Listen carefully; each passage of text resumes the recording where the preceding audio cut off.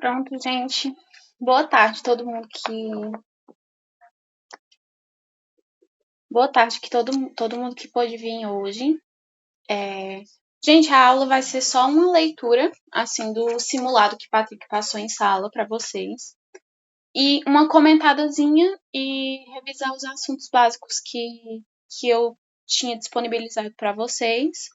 Eu vou estar usando só o simulado e os slides que eu tinha corrigido em sala, que eu tinha feito para vocês. Não vai demorar, vai ser uma aula bem rapidinha, só para revisar, mas focado só realmente na prova. E qualquer dúvida, se a gente terminar antes das 3 horas, qualquer dúvida vocês podem ir me perguntando, que eu já vou respondendo para todo mundo. Mas qualquer outra dúvida também podem me perguntar no grupo ou então no privado, né? Eu vou estar respondendo todo mundo o resto do dia todo. E amanhã até o horário da prova. Então, caso vocês estejam aí com o simulado de vocês, eu também tô com o simulado aqui. E aí eu vou só dando uma leitura e uma revisada. Gente, essa primeira questão, ela já aborda essas 3 primeiras questões, elas já falam só sobre contração muscular. Então, se você tá pegando bem contração muscular, já mata as 3 primeiras questões. E não foge muito das coisas que eu fiquei repetindo várias vezes durante aquela videoaula que eu fiz sobre contração. A primeira questão sobre uso do cálcio, a segunda sobre o uso do ATP e a terceira questão sobre o que acontece durante a contração muscular. Só essas 3 coisas, você já matou as 3 primeiras questões. Então, tem aqui na primeira questão. A contração muscular é um processo que envolve uma série de interações moleculares. Só contração muscular. Qual das alternativas apresenta uma informação correta sobre esse processo?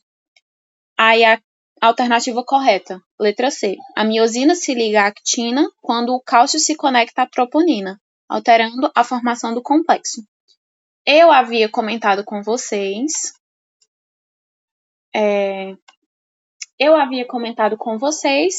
que o cálcio ele é apaixonado pela troponina.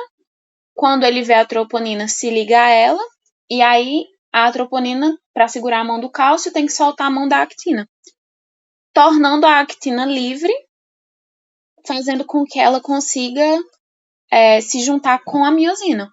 A actina se juntou com a miosina, deslizando uma pela outra, contração muscular. Então, a função do cálcio é soltar a troponina da actina. Ela se liga com a troponina e a actina fica livre. Somente isso. Aí tem aqui na letra A actina libera ATP para estimular o deslizamento de miosina. Primeiro que a actina não libera ATP porque ela é uma proteína. Ela não tem essa função de liberar ATP. Só quem libera ATP realmente é a mitocôndria, porque é ela que faz o ATP. E a actina não tem nada a ver com isso. O cálcio se liga à tropomiosina, bloqueando os sítios de ligação da actina. O cálcio se liga com a troponina. E a troponina está na tropomiosina. Então, não está tão errado. Mas, está escrito aqui.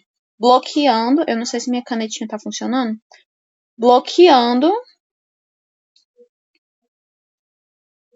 Deixa eu só mudar o tamanho.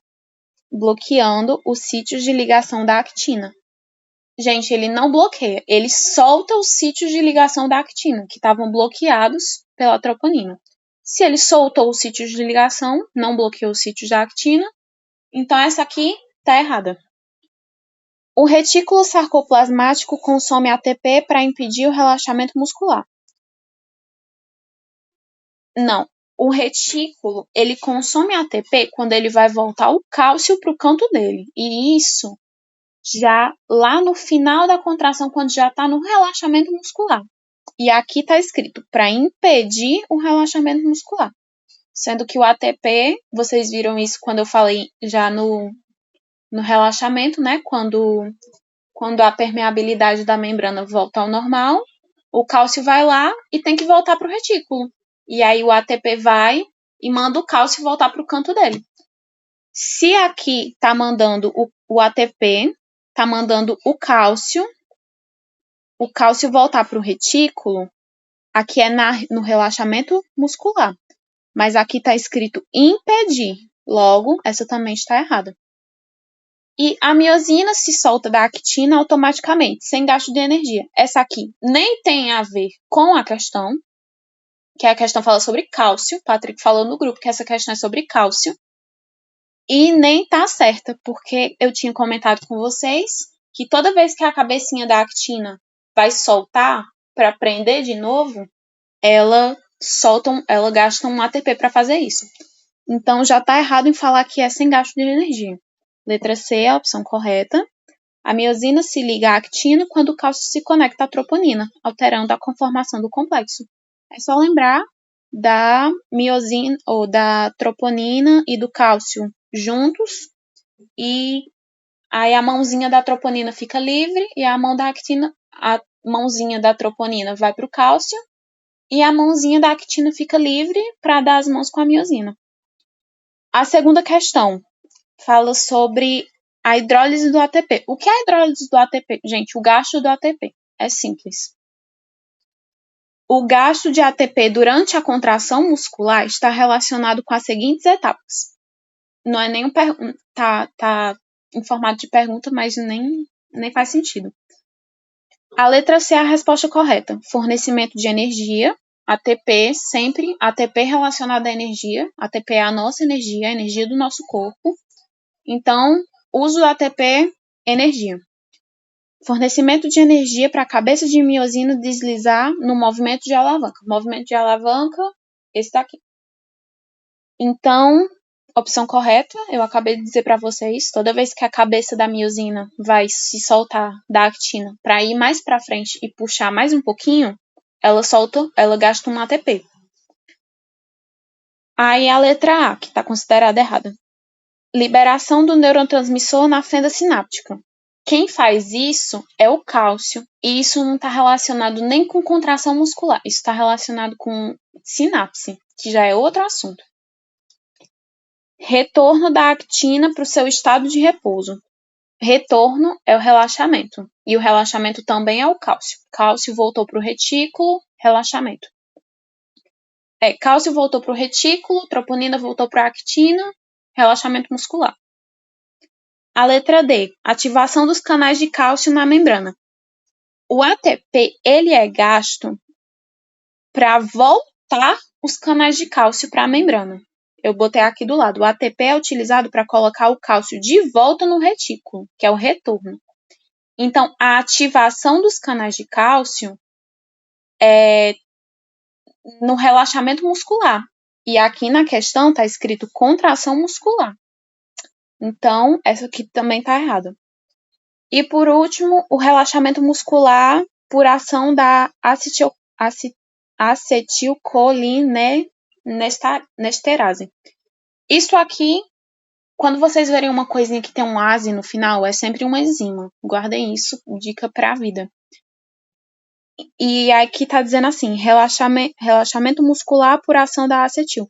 Tá dizendo que uma enzima que quebra a acetilcolina, nada a ver, relaxa o músculo. A questão tá falando sobre contração muscular. Aí aqui tá falando sobre relaxamento muscular. Já corta daí, essa alternativa ela não faz o menor sentido. Então, letra C, fornecimento de energia para a cabeça de miosina, realizando movimento alavanca. É simples. Gente, se vocês lembrarem de cabeça qual é a função do cálcio e qual é a função do ATP, você não precisa nem ler as outras alternativas. Você lê só para conferir, só para dar aquela checada, mas não precisa nem ler, se você souber, assim, como é que funciona normalmente. E aqui. Terceira questão. Em relação aos eventos que ocorrem na contração do músculo, assinale a sequência correta. Essa daqui, ela só está perguntando a ordem das coisas que acontecem na contração muscular. Apenas. Só que aí, muita gente errou essa questão por falta de saber os termos e por falta de saber a ordem mesmo. Então, relembrando a sequência correta, letra B. Despolarização da membrana, abertura dos canais de cálcio. Ligação cálcio-troponina, ponte cruzada de actina-miosina. O que é que está dizendo aqui? Um potencial de ação chega, despolariza a membrana, porque é isso que o potencial de ação faz. E aí essa despolarização chega até a membrana do retículo plasmático. E aí quando chega lá, abertura dos canais de cálcio. E aí o cálcio desliza pelo citosol até chegar na tropomiosina. Troponina, chega na troponina. A troponina se afasta da actina, e aí a actina e a miosina podem se juntar. Essa junção é chamada de ponte cruzada. Muita gente não soube fazer essa questão porque não sabia o que isso significava. Gente, cruzamento, actina, miosina. Ponte cruzada. É só isso. Então, essa aqui é a opção correta. As erradas. A letra A, potencial de ação. Começa com potencial de ação. Não está exatamente errado. Liberação de acetilcolina. Não está exatamente errado também. Acoplamento de actina e miosina. Se a gente pular lá para o final, realmente ainda está acerta a sequência. Só que no final, que está dizendo despolarização dos túbulos T. Gente, quando acontece o potencial, o que vem logo em seguida é a despolarização dos túbulos T. Então, essa aqui já pode ser considerada uma alternativa errada. Aí, na letra C, liberação de ATP de algum lugar. Saiu o ATP de algum lugar. Liberação de acetilcolina, contração muscular. Tá, essa aqui, primeiro que ela tá resumida, né? Uma coisa, outra coisa, outra coisa. E ela tá dizendo que, por último, acontece um potencial de ação. Gente, potencial de ação é a primeira coisa que vai acontecer. Ela não vem nem do músculo, ela já vem do neurônio que vai mandar o músculo contrair. O potencial de ação é uma das primeiras coisas que vai aparecer. Então, se ele tá por último, já pode anular essa questão também. Aí a letra D, abertura dos canais de sódio, potencial de ação, não tá errado. Aí, estímulo nervoso, já cancela daí. Quem vem primeiro é o estímulo nervoso, que vai chegar no músculo pra... Ah, não, eu tava lendo errado. Perdão, gente. Tem aqui na letra D. Abertura dos canais de sódio, liberação de cálcio. Aí, de novo, potencial de ação. Potencial de ação acontece antes da liberação de cálcio, porque precisa do potencial para liberar o cálcio. Então, essa aqui também já está errada. E aí, por último, contração muscular. Só que o potencial de ação está aqui, ele deveria estar aqui. Então, essa daqui também está considerada errada. E aí, por último, letra E, formação de pontos cruzados. Já anula daí. Porque a formação da ponte cruzada é a última coisa. Então, essa daqui já pode ser considerada uma questão errada. Aí, eu quero saber se vocês têm alguma dúvida sobre o conteúdo dessas 3 primeiras questões. Contração muscular. Alguém tem alguma dúvida? Função do cálcio, função do ATP e a sequência de coisas que acontecem na contração. Alguém tem alguma dúvida? Porque se você souber essas 3 coisas, você já mata as 3 primeiras questões.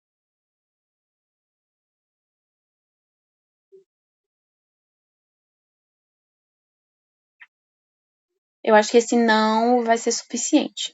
Se alguém tiver alguma dúvida, de novo, estarei disponível hoje e amanhã. Aí a quarta, a quinta e, se eu não me engano, a sexta. Repete a sequência. A sequência correta é despolarização da membrana. Chega um potencial de ação do neurônio. Potencial de ação um comando. O neurônio vai mandar o músculo contrair. Chega esse potencial de ação, que é só um estímulo. Potencial de ação é um estímulo. Chega, tocou na membrana da fibra, que é a célula do músculo, despolarizou a membrana, porque potencial de ação deixa despolarizar a membrana, tornando o sódio para dentro, o potássio para fora.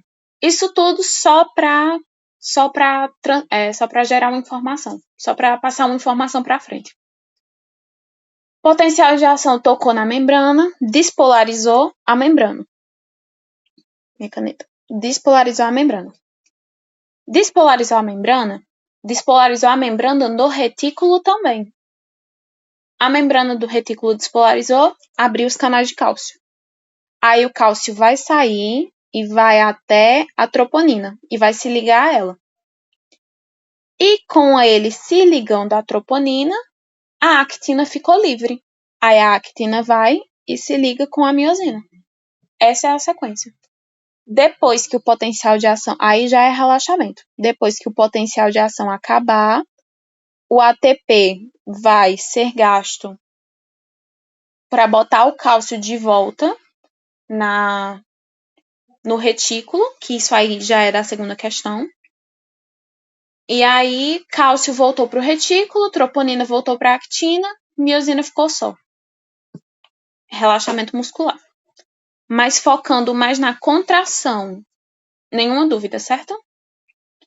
Aí a quarta e a quinta questão, elas falam sobre, e se eu não me engano a sexta também, falam sobre sistema nervoso, sinapse.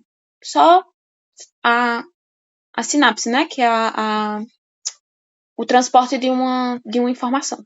Só isso. Sobre a condução nervosa em neurônios mielinizados. Mielinizados é o quê?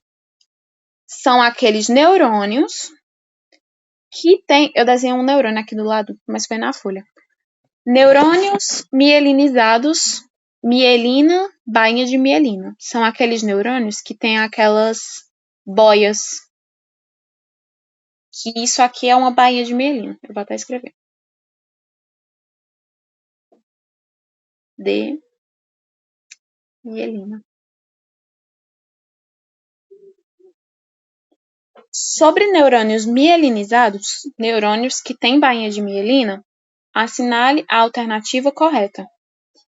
Aí a alternativa correta. A mielinização permite que o potencial de ação salte entre os nódulos. Eu expliquei isso na revisão e eu vou repetir. A bainha, ela é tipo aquelas fitas preta. Esqueci o nome.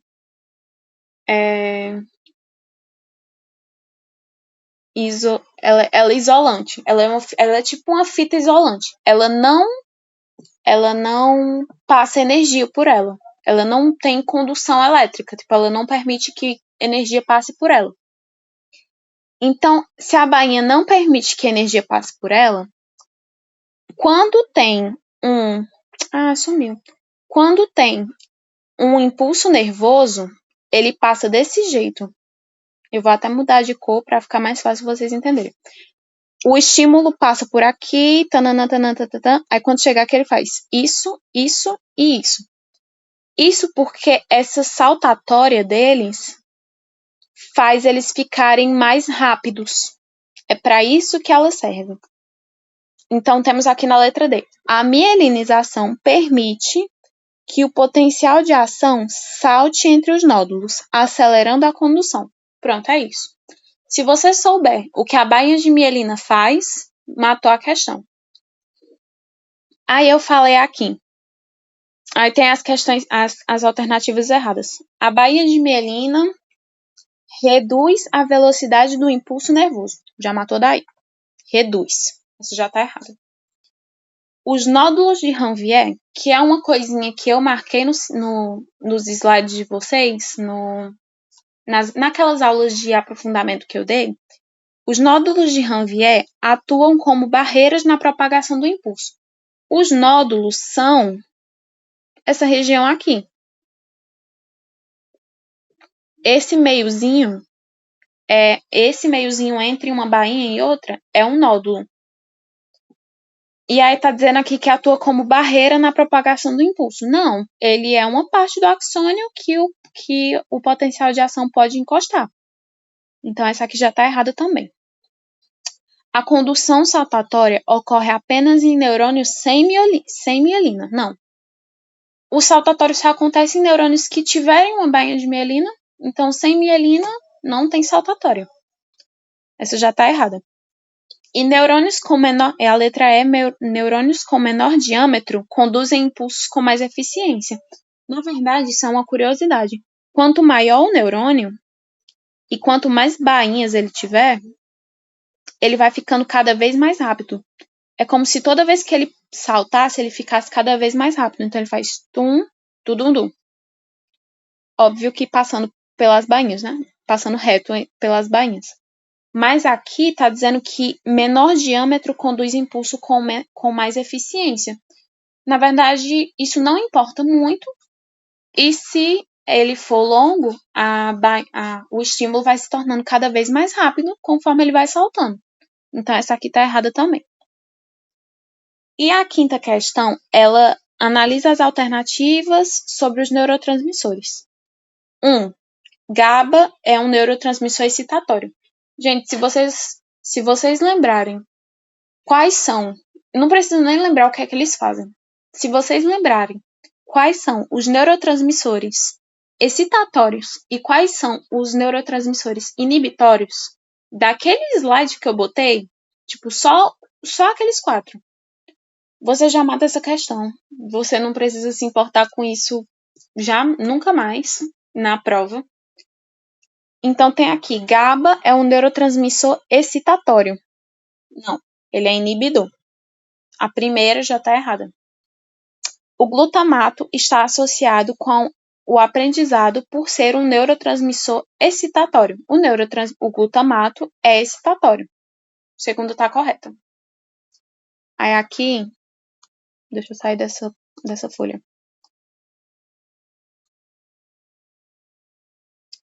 Aí tem aqui, a acetilcolina está presente na junção neuromuscular. A acetilcolina, como vocês bem lembram, é um neurotransmissor que vai fazer o músculo contrair. Então, acetilcolina e músculo, essa daqui está correta. E aí, na quarta tem, neurotransmissores não podem ser utilizados após a sua liberação. É claro que eles podem.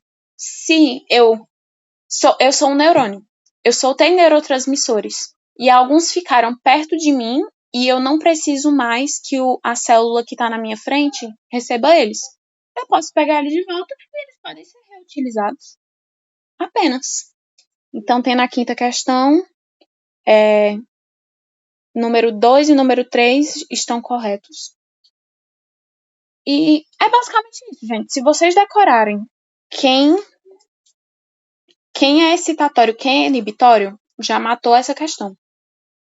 E a sexta questão, quando a acetilcolina atua na junção neuromuscular, qual é a resposta esperada pela fibra muscular? Contração muscular. Sarcolema é a membrana plasmática da fibra muscular. Lembra quando eu falei que retículo endoplasmático vira retículo sarcoplasmático? Gente, quando tiver a ver com músculo, vira sarco, mas virou a mesma coisa. Mas é a mesma coisa, só mudou o nome. Então, o sarcolema despolariza, a membrana despolariza, iniciando um potencial de ação na fibra muscular. A acetilcolina, ela é excitatória. Então, ela inicia um potencial de ação na fibra muscular.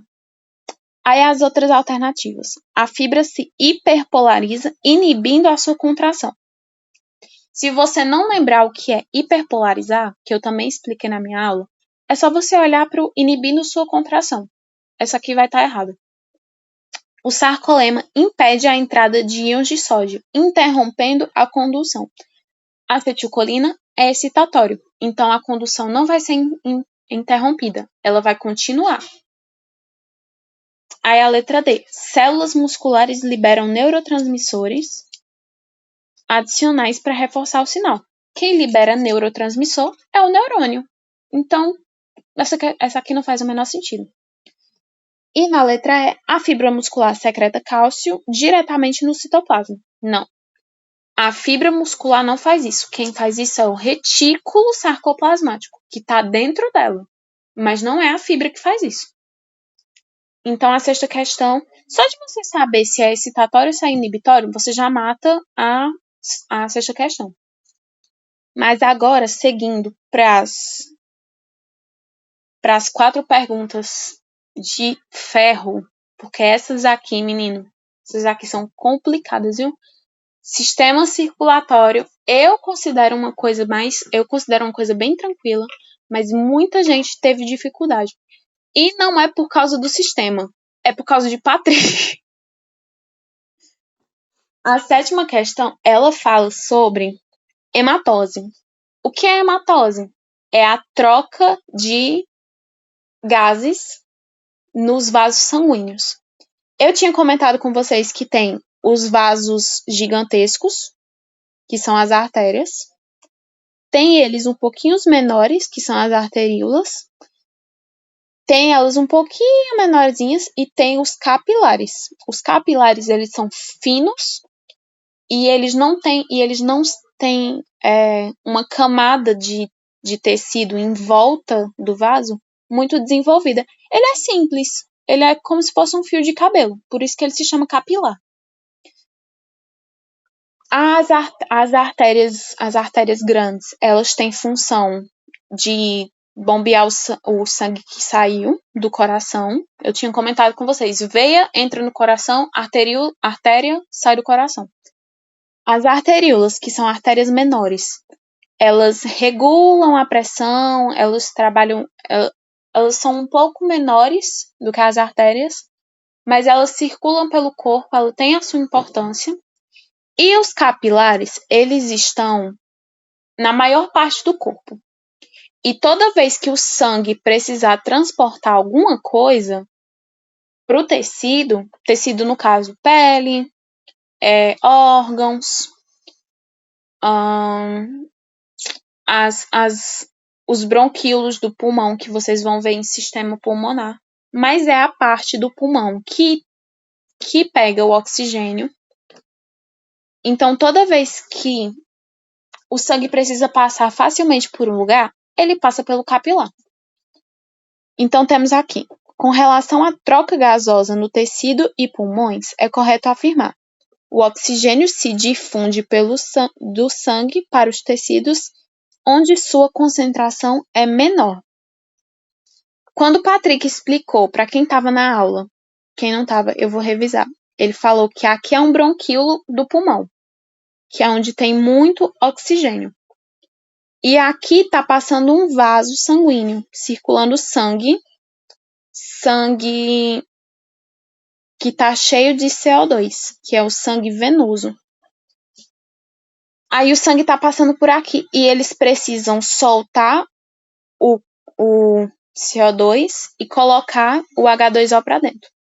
Ou o H2 para dentro, né? Eles precisam soltar o carbono para fora e colocar o oxigênio para dentro. Isso já não tem tanto a ver com hematose. Isso tem a ver com a primeira aula que eu dei, que é sobre transporte. Quando a gente tem maior concentração de um aqui e menor concentração de um aqui, então aqui tem pouco oxigênio e aqui tem muito oxigênio. Quando passa de um canto que tem mais ou que tem menos, de um canto que tem menos ou de um canto que tem mais, para ir para um lugar que tem menos, é a favor do gradiente de concentração. Transporte passivo. E se o transporte é passivo, um desses transportes recebe o nome de difusão. E ele é um transporte passivo, ele não gasta energia. Letra C, resposta correta. O oxigênio se difunde, difusão, do sangue para os tecidos, onde a sua concentração é menor. Aquele sangue que está indo para os pulmões, ele está indo para os pulmões para quê? Para receber oxigênio. Por quê? Porque tem pouco dentro dele. Basicamente, é isso. É simples. Olhando para as outras, caso você não saiba isso de cabeça, vamos fazer por anulação. Letra A. A difusão de gases ocorre ativamente, com um gasto energético. Eu tinha comentado para vocês que é um transporte passivo. Passivo não gasta energia. É um transporte ativo, não é ativo. Essa está errada. Letra B. O dióxido de carbono se move contra o seu gradiente de concentração. Aí eu botei uma setinha colocando que é o contrário. Por quê? Porque se o oxigênio está entrando no sangue a favor do gradiente de concentração, o dióxido de carbono está saindo do sangue a favor do seu gradiente de concentração. O oxigênio está a favor, o oxigênio está entrando a favor e o dióxido de carbono está saindo a favor também. Então, aí temos a letra D. O transporte de gases ocorre principalmente nos vasos de grande calibre, foi por isso que eu falei no início sobre artérias, arteríolas e capilares. O transporte de gases ocorre em pequenos vasos, os capilares. E por último, a espessura da parede capilar dificulta a troca gasosa eficiente. Não, a parede do capilar é fina justamente para os gases conseguirem sair e entrar com facilidade. Não só gases, os nutrientes também. Se a gente quiser nutrir uma parte do corpo e os nutrientes estão no sangue, os nutrientes vão precisar sair do sangue para o tecido, pelos capilares também. Pronto. A oitava questão, a oitava e a 10ª, eu quero que vocês prestem bastante atenção, porque Patrick estava inspirado fazendo essas questões. Elas têm um probleminha, que é, algumas alternativas estão erradas, algumas alternativas estão meio certas, mas tem umas casquinhas de banana, e algumas alternativas estão corretas, mas não estão falando do que está perguntando na questão. Por exemplo, vamos olhar aqui a oitava. Quais dos eventos a seguir ocorre a diástole ventricular? Diástole, ela é que fase? Ela é a fase de relaxamento, aqui, diástole, relaxamento ventricular, ventrículo. Relaxamento do ventrículo. Aí temos aqui a resposta correta. Os átrios se contraem para preencher os ventrículos de sangue. Se o ventrículo está relaxado, porque está em diástole, e vocês lembram bem que Patrick falou que a contração acontece em cima e embaixo. Primeiro em cima, depois embaixo. Primeiro em cima, depois embaixo. Então, se o ventrículo está relaxado, o átrio está se contraindo. Então, aqui está acontecendo, aqui está contraído. O átrio está contraído. Sístole. E o ventrículo está relaxado, diástole. Quando ele contrair, o sangue que está aqui vai vir para cá. Mas isso aí já é outra história. O sangue vem contraindo do átrio para o ventrículo, então os átrios se contraem para preencher os ventrículos de sangue. Por quê? Porque o ventrículo está relaxado. E aí, as que estão erradas.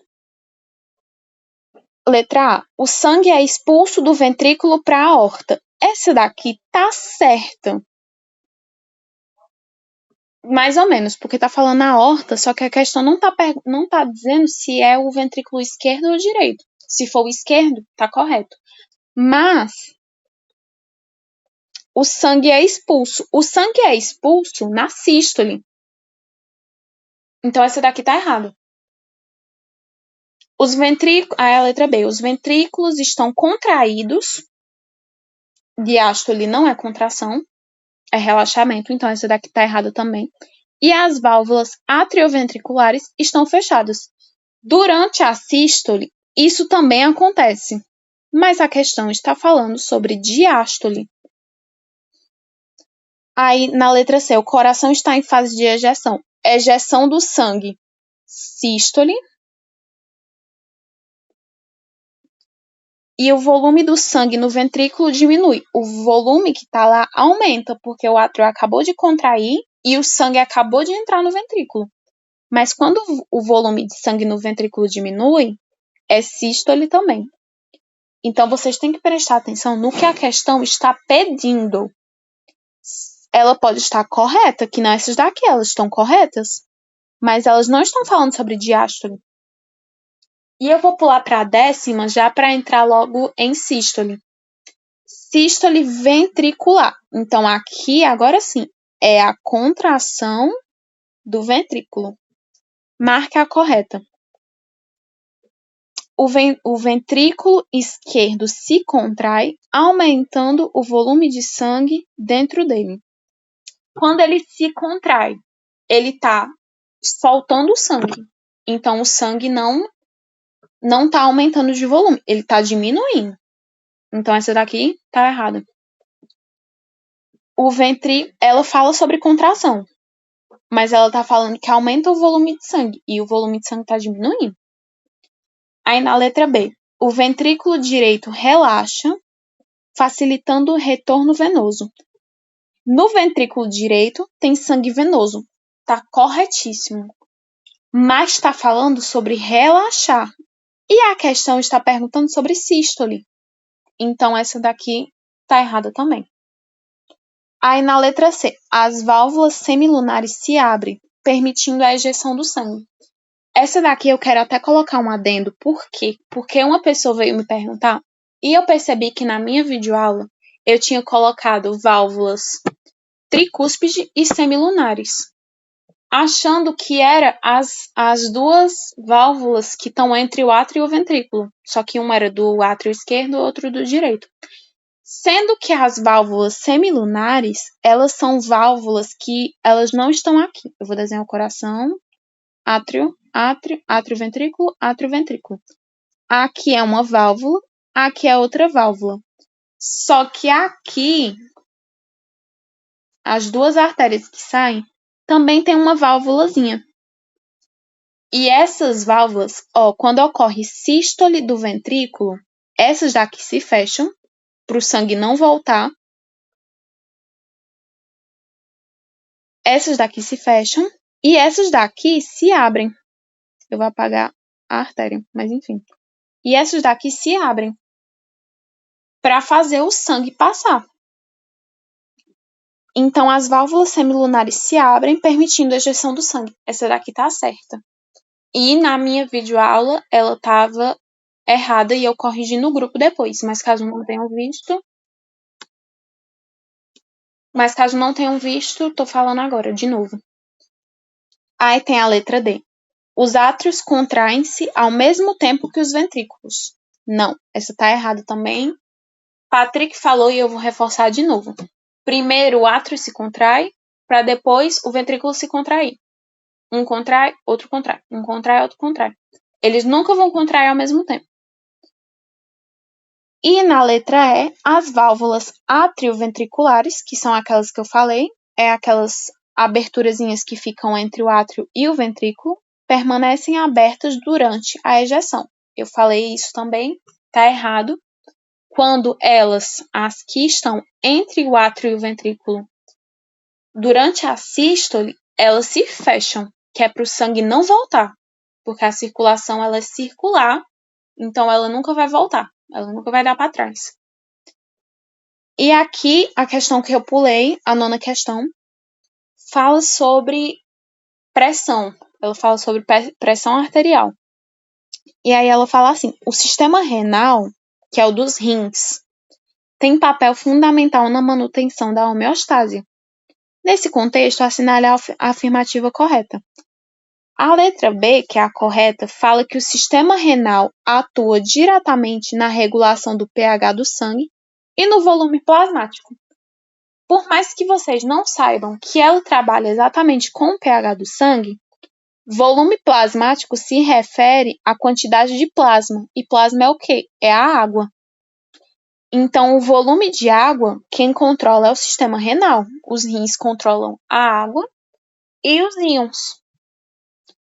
É só você lembrar, rins controlam água e íons.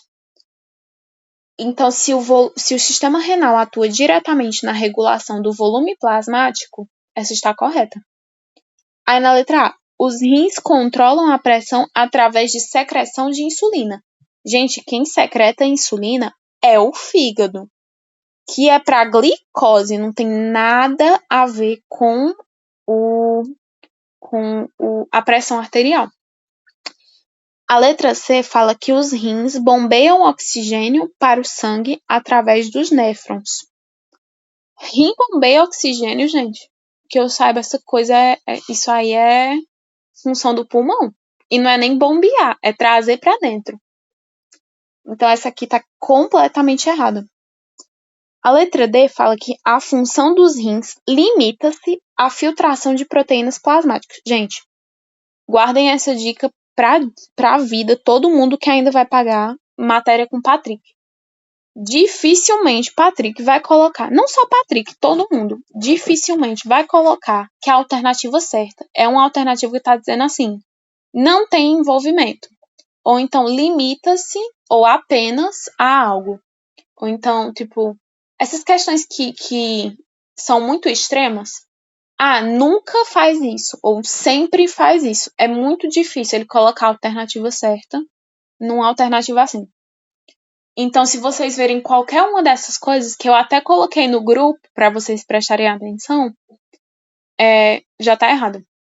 Mesmo que você não saiba, pode confiar que eu acho que é improvável que ele vai colocar.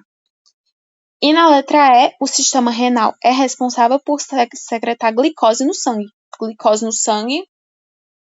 Secretar glicose no sangue, quem faz é a gente comendo, né? É o sistema gastro.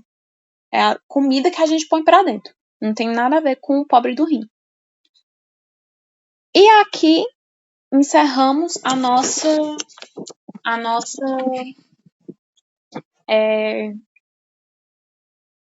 revisão do simulado.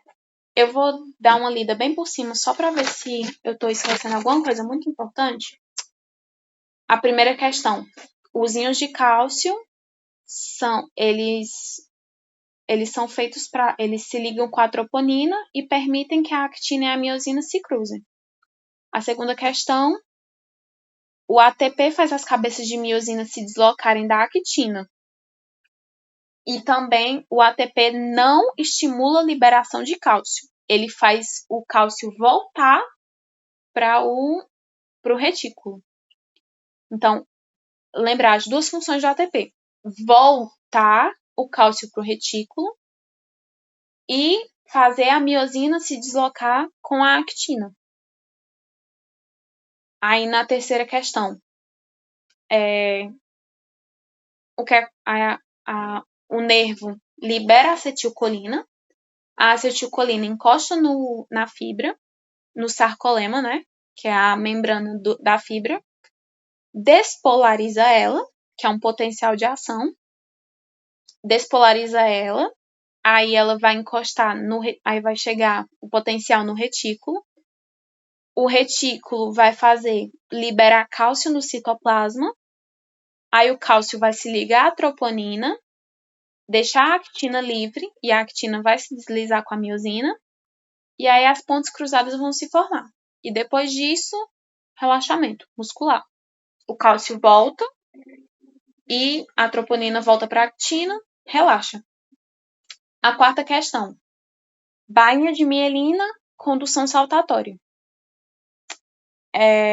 Neurônios maiores, eu tinha comentado com vocês, neurônios maiores eles trabalham mais rápido.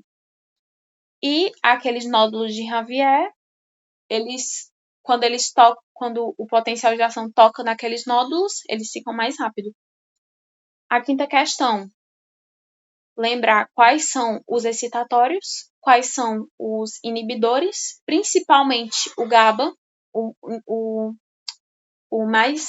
inibidor mais importante, o GABA.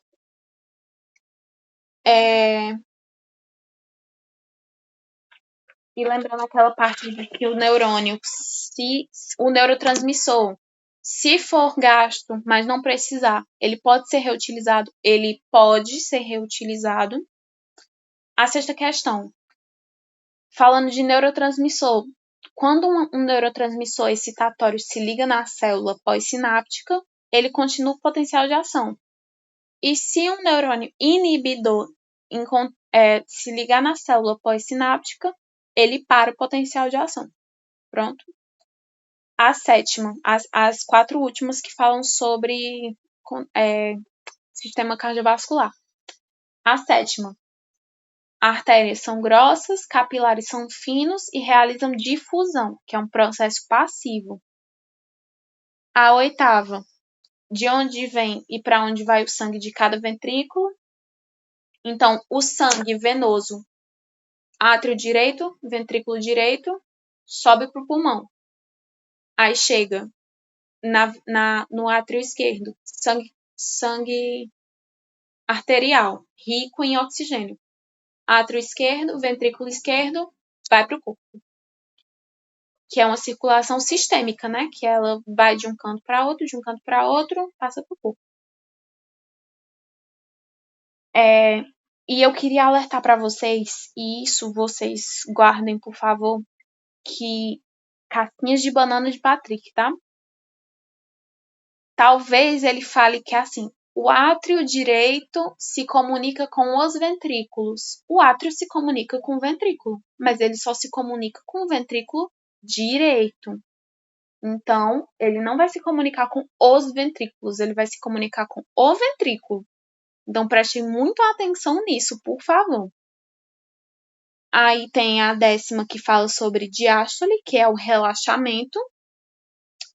Átrio só bombeia, aí eu quero que vocês lembrem, átrio só bombeia para o ventrículo.